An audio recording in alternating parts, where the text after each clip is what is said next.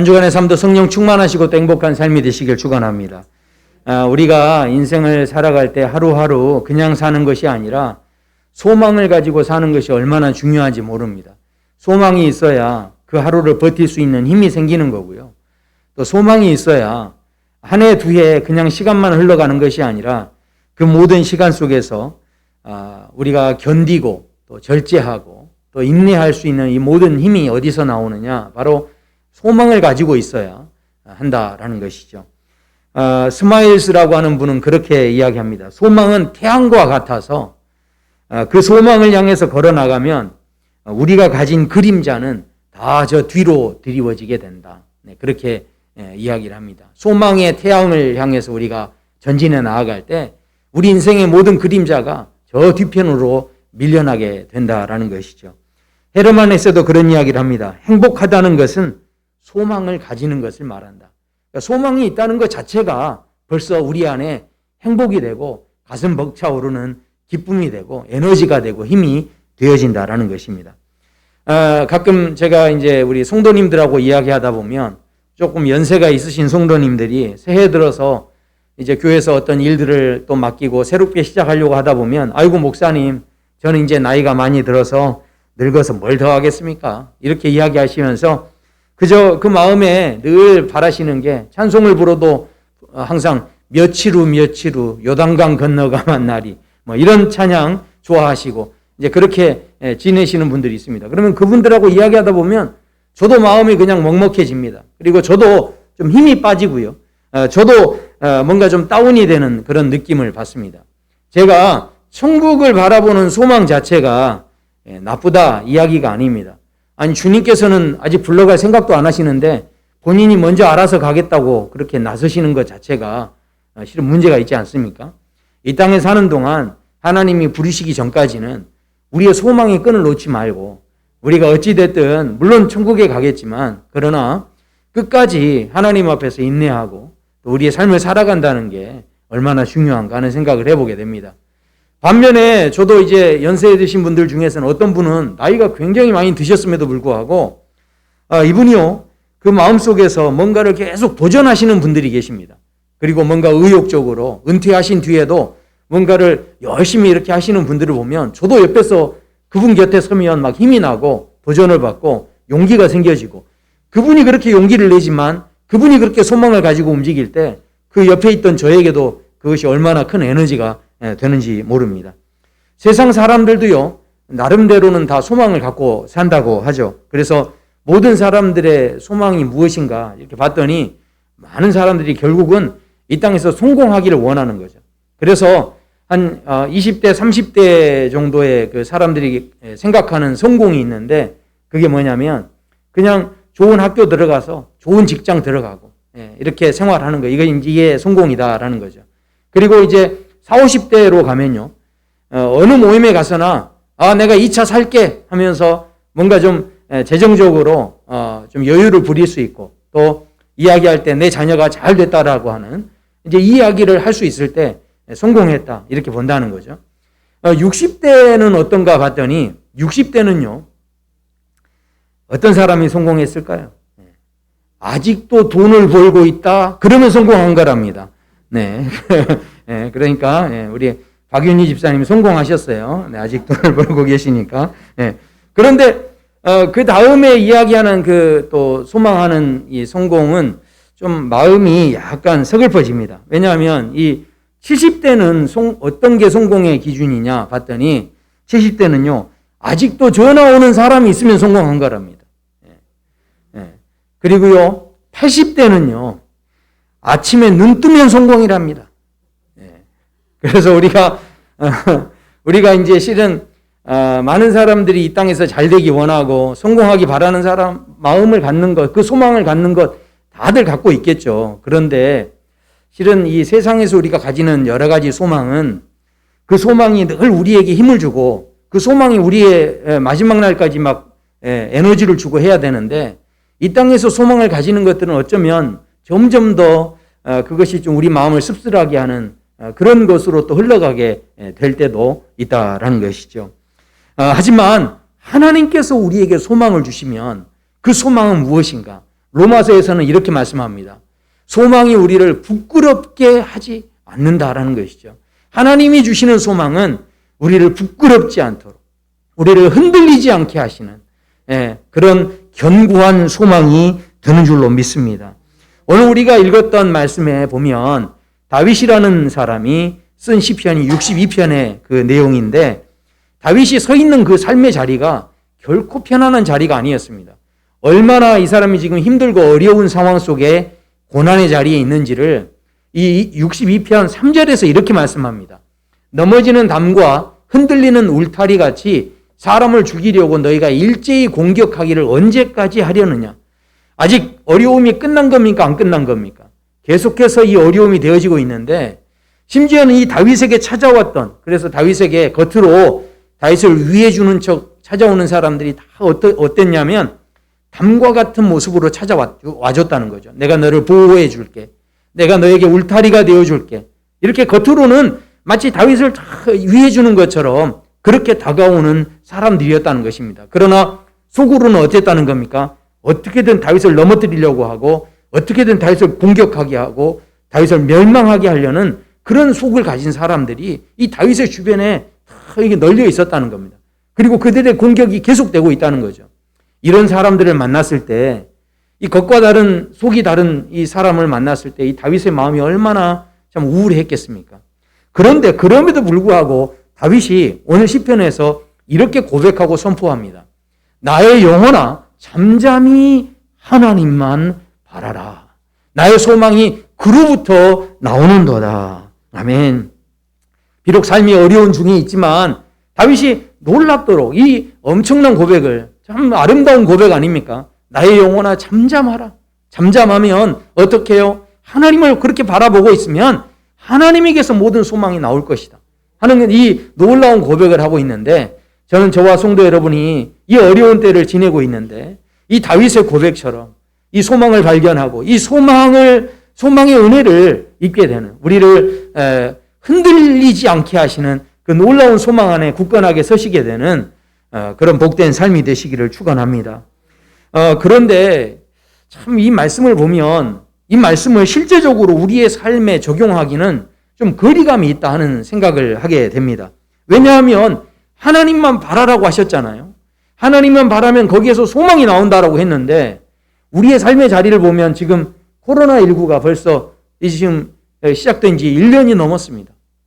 언제 끝날지 지금 종잡을 수 없는 그런 상황 속에서 소망이라고는 찾아볼 수 없는 거죠. 우리가 지금 1년 동안 하나님을 안 바라본 게 아니잖아요. 계속해서 하나님을 바라봤는데도 불구하고 아직도 이것이 끝나지 않았고, 심지어는 변종 바이러스가 지금 또 나타났다라고 이야기하고요. 그러니 이게 또 언제 끝나겠습니까?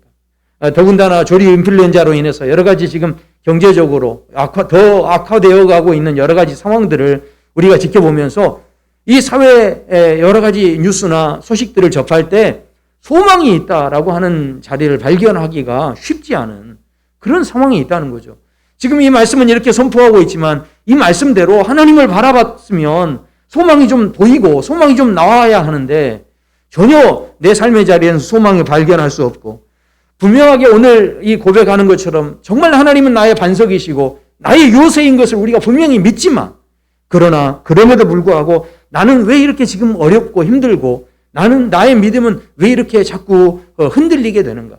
내가 하나님 앞에서 더 열심히 살아보려고 하지만 나의 믿음의 자리가 벌써 게을러지고 나태해지고 저 뒤로 가 있는 그런 나의 연약한 모습을 볼 때 참 이 말씀대로 이 말씀이 나에게 이루어진다는 것이 쉽지 않다 하는 생각을 해보게 된다는 것입니다. 이것은 개인적인 신앙뿐만이 아닙니다. 지금 코로나19로 인해서 한국 교회가 실은 흔들리고 있고 한국 교회가 무너지고 있다는 이야기를 심심치 않게 듣게 됩니다. 생각해 보십시오. 전염병 하나로 이렇게 지금 흔들리는 상황이 됐다고 한다면 마지막 때에 환란의 때가 오면 그러면 아마 우리 신앙인들이 남아있을 신앙인들이 어디 있을까 하는 그런 안타까운 마음이 듭니다. 심지어는 저 자신을 향해서도 우리 성도님들이 그래도 지금 우리 교회에서 이렇게 열심히 예배 나와주시고 온라인으로 또 예배 드려주시니까 그렇죠. 만약에 아무도 이 자리에 지금 이제 나오지 않는다고 한다면 그럼에도 불구하고 제가 이 자리를 끝까지 흔들리지 않고 지킬 수 있을까? 제 스스로 참 질문해 볼 때 저 자신도 참 부끄러워질 수밖에 없는 그런 상황 속에 있다라는 것이죠. 그렇다면 그렇게 흔들리는 상황이라면 우리의 믿음이 진짜 믿음인가? 그렇게 우리가 흔들린다고 한다면 우리의 소망은 진짜 참된 소망인가? 이런 질문을 우리가 해보지 않을 수 없다라는 것이죠. 스위스의 심리학자고 정신과 의사였던 빅터 프랭클이 있습니다. 그런데 이분이 유태인이라는 이유로 이 독일군에게 잡혀서 이 나치 수용소로 수감이 되고 거기에서 생활을 하면서 이분이 거기에서 이제 책을 쓰는데 그 책이 바로 죽음의 수용소입니다. 이름만 들어도 이 책의 이름 속에서 벌써 소망이라는 건 발견할 수가 없는 그런 책이겠죠. 그런데 이 책 안에서 그런 이야기를 합니다. 자기가 함께 수감했던 함께 자기와 생활했던 그 유태인들이 죽어나가기 시작하는데 그 유태인들이 가장 많이 죽었던 그 사망률이 가장 많이 높았던 때가 있었답니다. 그게 언제였느냐? 그 시점을 봤더니 이분이 볼 때 수용소에서 지낼 때 유태인들이 가장 낙심하면서 죽어갔던 때가 언제였느냐? 바로 1944년 성탄절부터 1945년 새해가 되는 그래서 그 2주간 동안 가장 많은 사람이 죽었다고 합니다. 왜 그랬는가? 그 상황을 그분은 그렇게 이야기합니다. 사람들이 너무 힘든 시간들을 보내다 보니까 하나같이 소망을 가지기 시작했다는 거죠. 그것까지는 문제가 아니었습니다. 그런데 이분들이 가졌던 소망이 무엇이었냐면 그래도 이 어려운 때지만 아무리 악한 사람이어도 성탄절에 예수님이 오신 날을 기념해서 그래도 우리를 좀 자유롭게 해주지 않겠느냐. 그래서 우리가 성탄절은 그래도 가정에 돌아가서 우리가 가족과 함께 보낼 수 있지 않겠느냐. 이런 소망을 가졌다는 거죠. 그리고 심지어는 이제 1년이 지나고 새해가 되었으니 뭔가 새해를 기념해서 우리를 자유롭게 해주는 일들이 아마 있을 것 같다. 이런 아마 소망을 가졌던 것 같습니다. 그러나 그 소망대로 이루어졌느냐? 그렇지 않다는 것이죠. 이런 상황 속에 이들이 한없이 낙심하고 절망하고 심지어는 그 삶을 포기하고 모든 것이 무너져버리는 그런 자리에 직면할 때 그 목숨을 그냥 내던져 버리는 그런 안타까운 상황이 있었다라는 것입니다. 그러나 더 안타까운 일이 그 다음에 발생합니다. 바로 이 1945년 이 새해가 되고 난 뒤에 이 사람들이 이렇게 많이 죽은 이 2주가 지난 다음에 4개월 뒤에 독일군이 전쟁에서 패하고 모든 유태인들이 이 수용소에서 자유를 얻게 됩니다. 이 사람들이 4개월만 더 기다렸다면 그랬다면 죽지 않고 자유를 맛볼 수 있었을 텐데 그 4개월을 견디지 못하고 결국은 죽음에 이르게 되는 안타까운 그런 상황이 되어졌다라는 것이죠. 어쩌면 우리 또한 이 세상에 살면서 여러 가지 지금 힘들고 어려운 그런 가운데 누구나 할 것 없이 소망을 가지려고 합니다. 내가 그래도 소망을 가지고 소망을 품고 그렇게 살아가려고 합니다. 그러나 그 소망을 자꾸 품어보지만 자꾸 절망이 됩니다. 낙심이 됩니다. 소망을 가져보려고 하지만 자꾸 무너집니다. 소망을 가져보려고 하지만 자꾸 흔들립니다. 소망을 가져보려고 하지만 그러나 그 소망으로 인해서 참 부끄러운 일들을 오히려 당하게 되는 그런 상황이 있다라는 것이죠. 왜 그럴까요? 그것은 바로 그 소망이 뭔가가 잘못됐기 때문에 그렇다라는 것이죠. 그 소망이 어쩌면 소망이 아니라 나의 욕심일 수 있었다라는 것입니다. 오늘 그래서 다윗은 이 오늘 말씀을 통해서 시편 62편 5절에서 그렇게 이야기합니다. 나의 영혼이 잠잠히 하나님만 바라며 나의 소망이 그에게서 나오는도다. 그런데 이 말씀이요. 보면 5절, 6절의 말씀이 똑같이 1절에서부터 시작이 되는데 구조가 똑같습니다. 자, 1절을 보시면 나의 영혼이 잠잠히 하나님만 바라며 나의 구원이 그에게서 나오는도다. 5절에서 나의 소망이 그에게서 나오는도다 하는 것으로만 다 이해할 수 없었던 내용이 1절에서 소개가 되는데 나의 구원이 그에게서 나온다는 거죠. 그 뒤에 말씀들을 보면 반석이요 요새시요 흔들리지 않는다. 참 좋은 말들이 많이 나옵니다. 그런데 자 생각해 보십시오. 다윗이 지금 이 좋은 이야기들을 하면서 정말 좋은 그런 믿음의 위치에 있느냐? 그렇지 않다는 겁니다. 이 다윗이 구원을 이야기하고 있다는 것은 다윗이 지금 굉장히 힘든 상황에 있다는 거죠. 구원이라는 건요, 내가 좋은 자리에서 더 좋은 자리로 갈 때는 구원받았다라고 하는 거 아닙니다. 구원을 이야기할 때는 내가 너무너무 힘들 때, 내가 어떤 상황에서 죽을 수밖에 없는 그 자리에서, 내가 고통스러운 그 자리에서 누군가가 나를 구원해 줄 때, 누군가 나를 건져 줄 때, 내가 건짐받았습니다, 내가 구원받았습니다, 이때 이 구원을 사용하는 거죠. 그렇다면 지금 다윗이 절절하게 하나님 앞에 내가 주님만 바라봅니다, 나의 구원이 주님에게서 나옵니다라고 언급하고 있다는 것은 다윗의 삶의 자리가 지금 너무너무 힘든 그런 상황 가운데 있다라는 것입니다. 그런데도 불구하고 이 어려운 상황에서 다윗이 소망을 이야기하고 있는데요. 자, 그러면 목사님, 그래도 다윗은 하나님께 은혜를 많이 받았잖아요.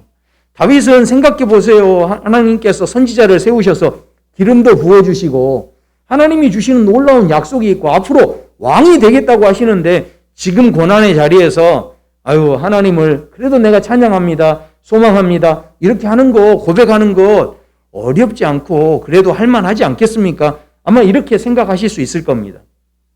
그런데 놀랍게도 다윗이 성경 어느 곳에서도 다윗이 자신이 이제 하나님이 나를 기름 부어 주셨고 나를 인정해 주셨으니까 내가 어떤 고난을 통해서라도 결국은 왕의 자리에 설 것이다, 내가 그러니 더 인내해야지, 내가 더 절제해야지, 내가 이 어려움을 이겨내야지, 이런 식으로 왕의 자리에 소망을 두면서 이 어려움을 이겨냈다라는 이야기가 한 구절에도 나와 있지 않습니다. 다윗이 만약에 하나님께서 나를 왕으로 인정해 주셨으니 이제 세워주실 거야 라는 그런 소망을 가지고 이 사람이 만약에 정작 이제 왕이 되었다고 한다면, 그렇다면 그 소망이 이루어졌기 때문에 다윗이 어떻게 하겠습니까? 우리 성도 여러분 같으면 내가 어려움을 지나서 이제 왕의 자리에 가겠다, 이제 하나님께 사인을 받았습니다. 근데 내가 그렇게 왕의 자리에 세워졌어요. 그러면 어떻게 하시겠습니까? 하나님 할렐루야입니다, 감사합니다, 내 소원이 이루어졌군요, 나에게 주신 소망이 이루어졌습니다, 응답해 주시니 감사합니다 하면서 이렇게 하지 않겠습니까?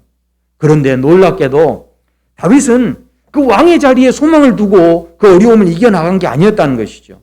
왜냐하면 사무엘하 7장에 보면 여호와께서 주위의 모든 원수를 무찌르사 왕으로 궁에 평안하게 살게 하신 때 이 모든 게 다 이루어졌습니다. 그때 하나님 드디어 내 소망이 이루어졌구나, 이 모든 것을 응답해 주셨다, 이렇게 말하지 않고 이때 다윗이 뭐라고 하냐면 이렇게 이야기합니다. 왕이 선지자 나단에게 이르되 볼지어다, 나는 백양목 궁에 살거늘 하나님의 괴는 휘장 가운데 있도다. 자기는 지금 편안하게 있는데 오히려 하나님은 휘장 가운데 있습니다. 하나님이 천막 가운데 있습니다. 그러니 하나님을 위해서 내가 성전을 지어야 되겠습니다. 아니, 이런 아이디어를 어떻게 생각해내겠습니까? 내가 왕의 자리, 이제 모든 일을 이루는 자리에 있다라고 생각한다면 이런 아이디어를 낼 수가 없죠. 그러나 지금 다윗이 마음으로 소망하고 있는 것은 왕의 자리가 결국은 아니었다는 거죠. 끊임없이 지금 다윗의 마음속에 진짜 가지고 있었던 소망, 진짜 품고 있었던 소망은 무엇이었냐면 어떻게든 하나님이 내 삶의 자리에 임재하시고 하나님이 나와 함께 하시는 것, 그것이 바로 이 다윗의 중심에 있는 소망이었다라는 것입니다. 우리가 대부분 성도님들이 정말 어려우면요, 그러면 다 같이 하나같이 하시는 생각들이 대부분 뭐냐면, 다 아무것도 소망할 게 없을 때는 그때 하나님 앞에 마지막으로 소망하는 게 하나 있어요. 그게 뭐냐면 하나님 나라죠. 그러니까 너무 힘들면 그러면 하나님 나라를 바라보는데, 만약에 생각해 보십시오. 이 사람이 이 땅에 있는 동안 좋은 음식 하나 제대로 못 먹고, 그래서 하나님 나라에 가서는 정말 내가 먹고 싶은 거 다 잘 먹고 그렇게 살고 싶다, 이런 마음을 가졌던 사람이 하나님 나라 보내주세요, 이렇게 만약에 했다면 이 사람이 소망하는 하나님 나라는 어떤 나라입니까? 배부르게 하는 나라죠. 그게 이 사람이 소망하는 하나님 나라죠. 만약에 이 사람이 이 땅에 있는 동안 너무 아팠습니다. 늘 병원을 다니고 너무 고통스러웠어요. 항상 그 아픔 때문에 잠 못 이루는 그런 밤을 보냈습니다. 그러면 이 사람이 그래서 너무 힘들어서 하나님 나 빨리 데려가세요, 이렇게 했다고 한다면 이분이 생각하는 하나님, 이분이 소망하는 하나님 나라는 어떤 나라입니까? 고통이 없는 나라죠. 아픔이 없는 나라죠. 그러니까 한번 생각해 보십시오. 우리가 대부분 생각하는 하나님 나라, 우리가 소망하는 하나님 나라가 다 뭐냐면 내 중심에 내 욕심을 채우는 나라라는 거죠. 그러나 성경은 이렇게 말씀합니다. 하나님 나라는 먹는 것과 마시는 것이 아니고 오직 성령 안에 있는 의와 평강과 희락이다라는 것이죠. 잘 생각해 보십시오. 먹는 것, 좋은 것 다 먹으면서 날마다 살면 행복할 것 같죠? 천국일 것 같죠? 이게요, 좋은 걸 날마다 먹으면 더 좋은 걸 먹어야 되는 겁니다. 가끔 라면도 먹고 뭐 김밥도 먹어봐야 그 다음에 좋은 음식 먹으면 이게 좋은 줄 아는 거죠.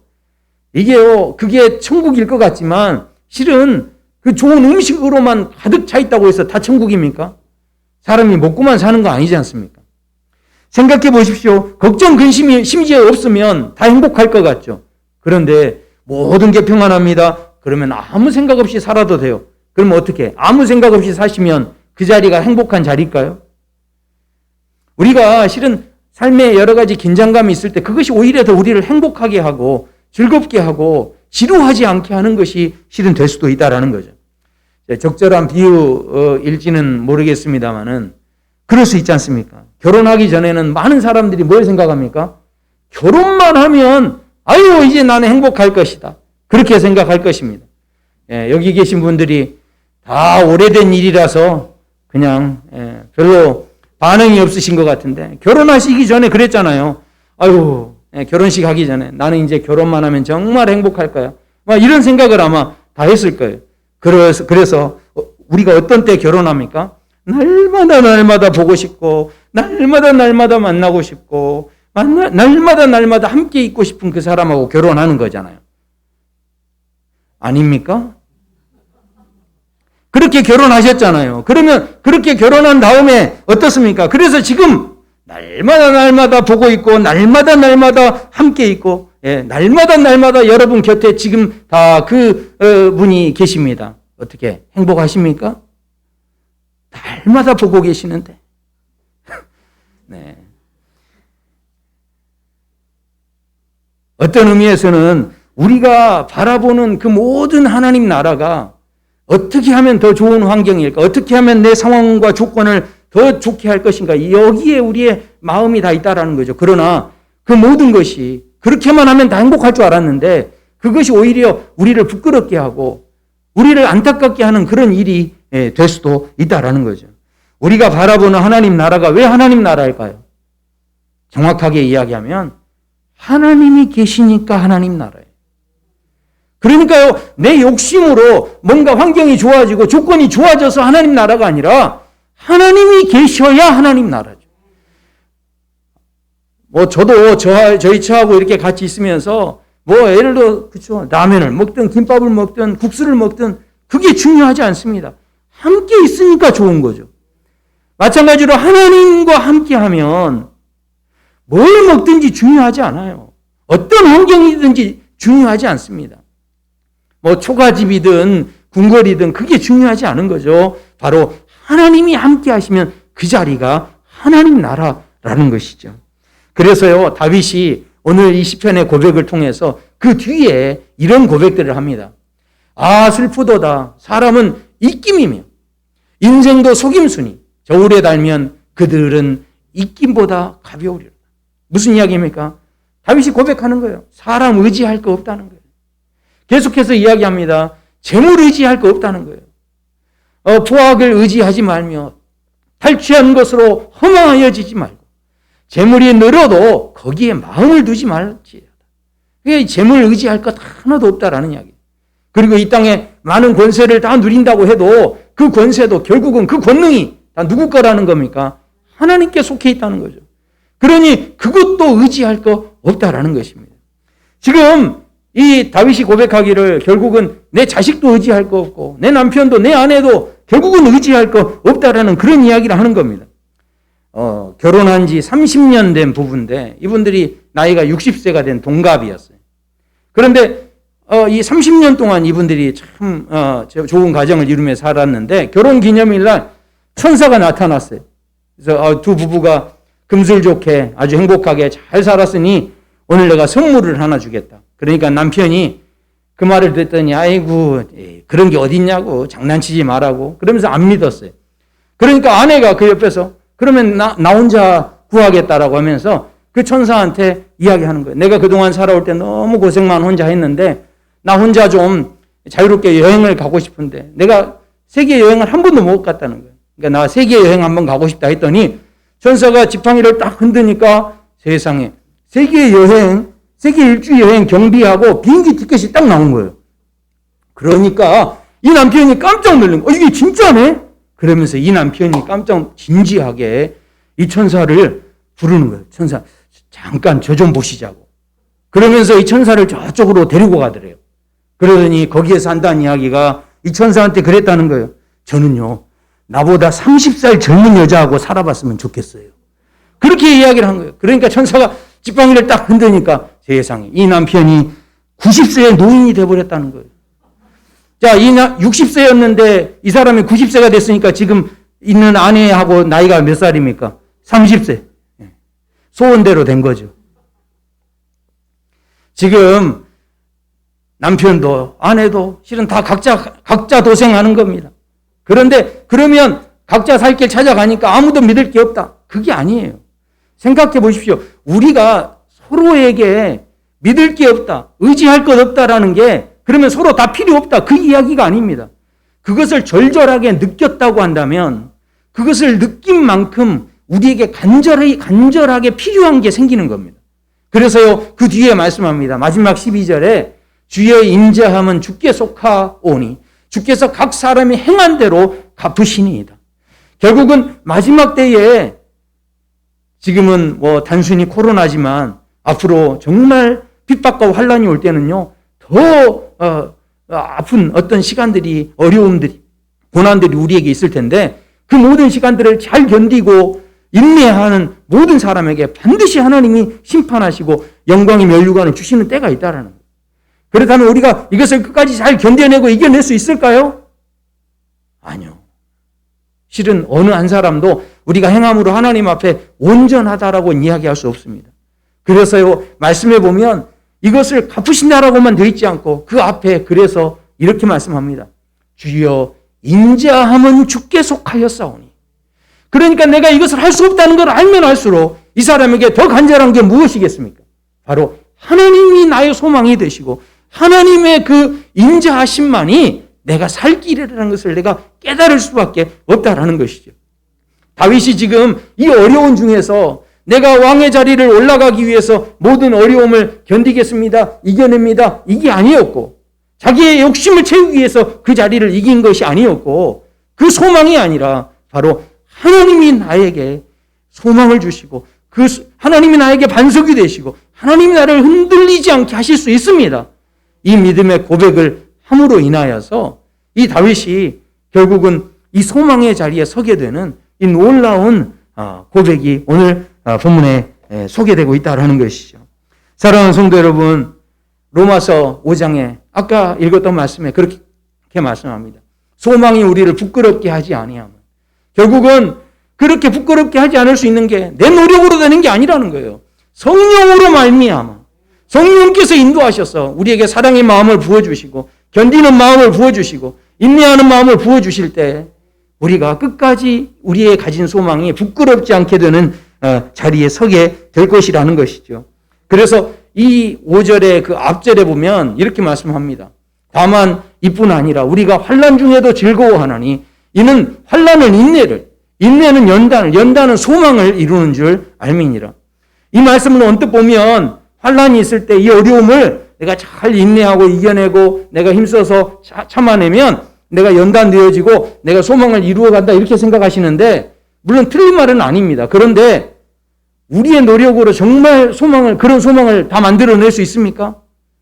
온전하게 만들어낼 수 없습니다. 그래서 오늘 말씀의 그 시작을 보면 환난 중에도 즐거워하는, 우리가 어떻게 환난 중에 즐거워합니까? 아무도 실은 환난 중에 즐거울 수 없습니다. 그러나 환난 중에 즐거워할 수 있는 것은 그 환난에 누가 함께 하시니까요.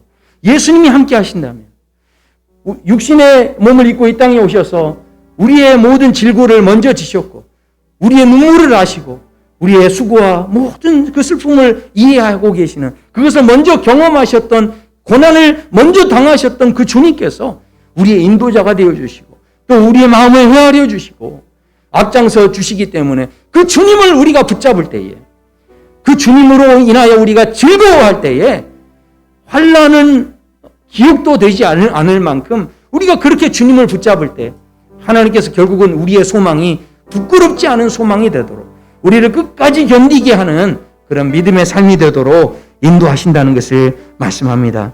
사랑하는 성도 여러분, 세상의 소망은 언젠가는 우리를 실망시킬 수밖에 없습니다. 그러나 우리 주님이 주시는 소망은 결코 우리를 허무하지 않게 하시고, 우리를 흔들지 않게 하시고, 흔들리지 않게 하시고, 우리를 부끄럽게 하지 않으시는 소망이 되는 줄로 믿습니다.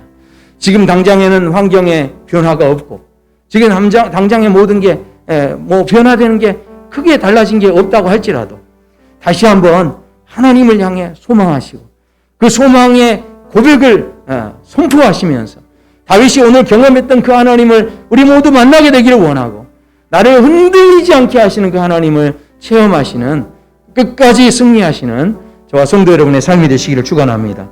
오늘 이 말씀이 담긴 찬양을 함께 하시겠습니다.